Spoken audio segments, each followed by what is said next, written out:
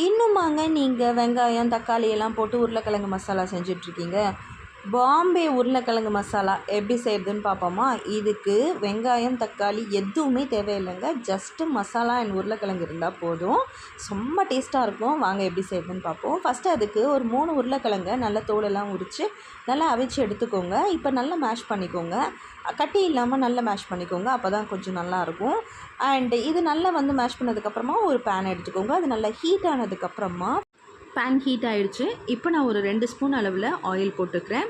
இந்த ஆயில் வந்து நல்லா கொஞ்சம் ஹீட் ஆகணும். அதுக்கப்புறமா நம்ம மசாலாஸ் ஆட் பண்ணிக்கலாம்.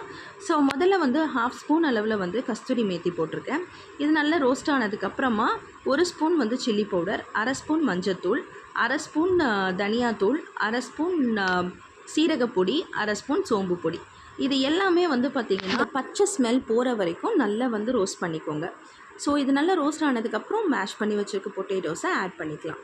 இதுக்கு வெங்காயம் தக்காளி வேறு எந்த ஒரு அடிஷ்னல் இன்க்ரீடியன்ஸும் தேவையில்லைங்க. ஈவன் கருவேப்பிலை கொத்தமல்லி எதுவுமே வேண்டாங்க. அவ்வளோ டேஸ்ட்டாக இருக்கும். பாம்பேயில் வந்து இது ரொம்ப ஃபேமஸான ஒரு பூரி கிழங்கு மசாலா.